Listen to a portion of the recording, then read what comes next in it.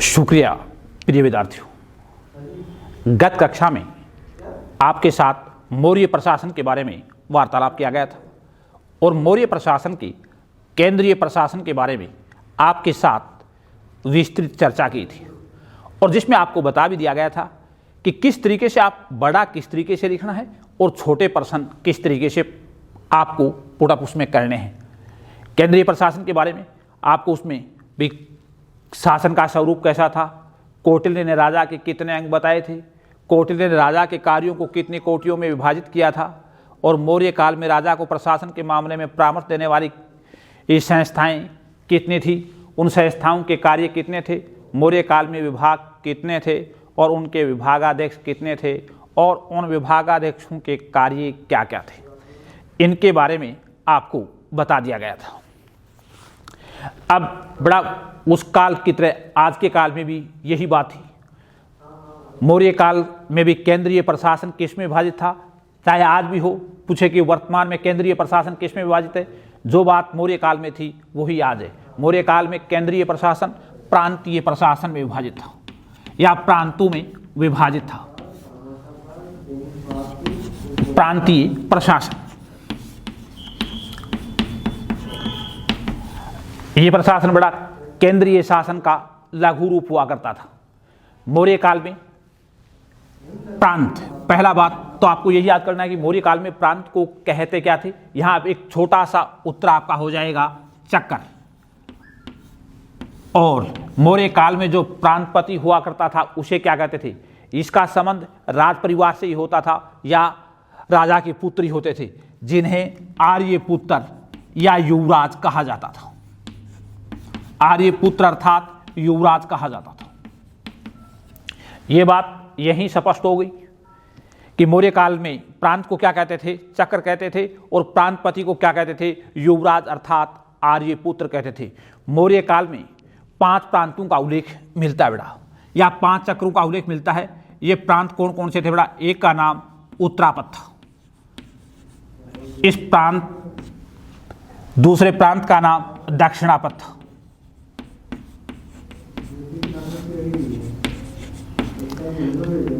तीसरे प्रांत का नाम अवंती था,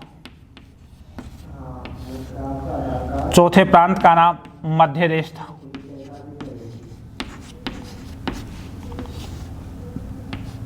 और 5वें प्रांत का नाम कलिंग था। मौर्य काल में प्रांतों की संख्या 5 थी।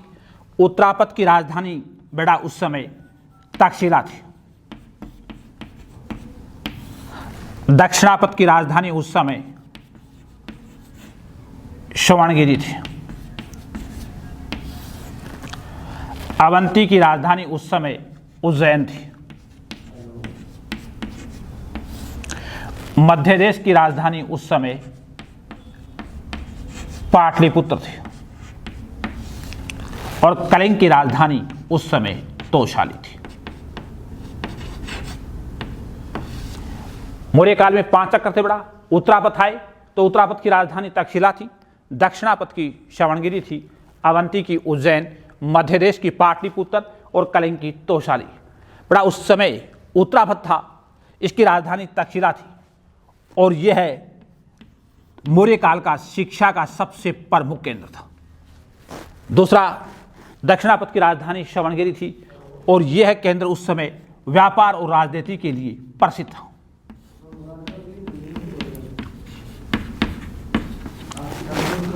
अवंती की राजधानी उज्जैन थी और उज्जैन विद्वानों के लिए प्रसिद्ध था। पाटलिपुत्र, मध्य देश की राजधानी उस समय पाटलिपुत्र थी और पाटलिपुत्र से संपूर्ण देश का शासन संचालित किया जाता था।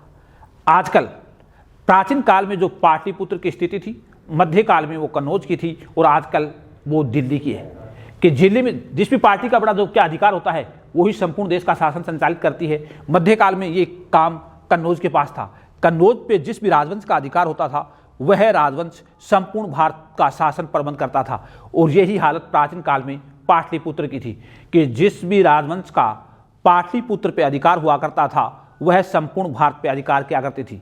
उस समय मध्य देश की राजधानी पाटलिपुत्र थी और पाटलिपुत्र से संपूर्ण देश का शासन संचालित किया जाता था। अगला कलिंग, संपूर्ण देश का शासन यहां से संचालित किया जाता था। संपूर्ण देश का शासन यहां से संचालित किया जाता था। संचालित किया जाता था। अगला कलिंग, जिसकी राजधानी तोसाली थी। यह स्थान उस समय सैनिकों के लिए, यह पराक्रमी क्षेत्र था। यह सैनिकों के लिए प्रसिद्ध था, हाथियों के लिए प्रसिद्ध था, हीरे और मोती के लिए स्थान प्रसिद्ध था। यहाँ के लोग बड़े ही स्वतंत्रता प्रेमी थे, अभिमानी थे और अपने स्वाभिमान की रक्षा करना चाहते थे। इसलिए इस प्रदेश पे अशोक ने विजय प्राप्त की थी। ये 4 प्रांत थे।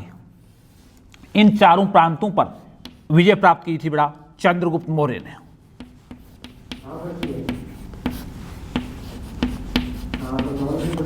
और 5वां और अंतिम प्रांत था, इसके ऊपर अशोक विजय प्राप्त की थी मौर्य सम्राट अशोक ने। यह आपका प्रांतीय प्रशासन बताया था मैंने। मौर्य काल में केंद्रीय शासन था, वो प्रांतों में विभाजित था और प्रांतों को उस समय चक्र कहा जाता था और चक्र का अधिपति था, उसे आर्यपुत्र अर्थात युवराज कहा जाता था। मौर्य काल में 5 प्रांत थे। एक प्रांत का नाम उत्तरापथ था, जिसकी राजधानी तक्षशिला थी और तक्षशिला उस समय शिक्षा का सबसे प्रसिद्ध केंद्र था। दूसरा प्रांत दक्षिणापथ था। दक्षिणापथ की राजधानी श्रवणगिरी थी और यह स्थान मौर्य काल में व्यापार और राजनीति के लिए प्रसिद्ध था। तीसरा प्रदेश उस काल में अवंती था। अवंती की राजधानी उज्जैन थी और उज्जैन प्राचीन भारत से लेकर के ही वर्तमान तक विद्वानों के लिए प्रसिद्ध है।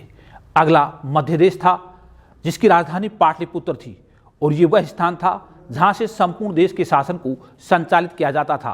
और अगला प्रांत कलिंग था, जिसकी राजधानी तोसाली थी और तोसाली और कलिंग उस काल में सैनिकों के लिए, वीरों के लिए, हाथियों के लिए, हीरे और मोतियों के लिए प्रसिद्ध थे। यहाँ के लोग स्वाभिमानी थे। प्रथम 4 प्रांत थे जिन्हें चंद्रगुप्त मौर्य ने विजित करके अपने साम्राज्य में शामिल कर लिए थे। 5वां प्रांत अशोक महान ने बनाया था, कलिंग, और उसके बाद मौर्य साम्राज्य यथावत रहा। ये मौर्य साम्राज्य का केंद्रीय प्रशासन था जो प्रांतों में विभाजित था। अब प्रांतीय प्रशासन के बाद किन इकाइयों में विभाजित था? आजकल भी यही बात है कि केंद्र के बाद प्रांत और प्रांत के बाद नगर।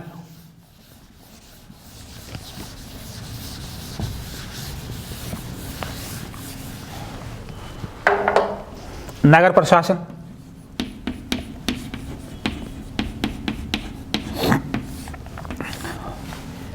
नगर मौर्य काल के नगर प्रशासन का उल्लेख बड़ा मैग्नीज एक विदेशी यात्री होता है जो चंद्रगुप्त मौर्य के दरबार में राजदूत होता है, जिसे सेल्यूकस नियुक्त करते हैं। वो मौर्य काल की नगर वृत्तांत का बहुत ही सुंदर उल्लेख करता है और जिसमें वो वृत्तांत देता है वो पाटलिपुत्र का देता है और उसी प्रकार की शासन व्यवस्था अन्य नगरों में होता है। वो कहता है कि नगर का शासन संचालित करने के लिए उस समय 30 सदस्यों का एक मंडल होता है। ये आज की तरह है। आज भी नगरपालिकाओं में वार्डों में विभाजित होते हैं और वार्डों में से होने के पश्चात निर्वाचित होकर के एक नगरमैन या चेयरमैन या सभापति होता है। ठीक उसी काल में मौर्य काल में पूरे प्रशासन को संचालित करने के लिए 30 सदस्यों का एक मंडल बना दिया गया।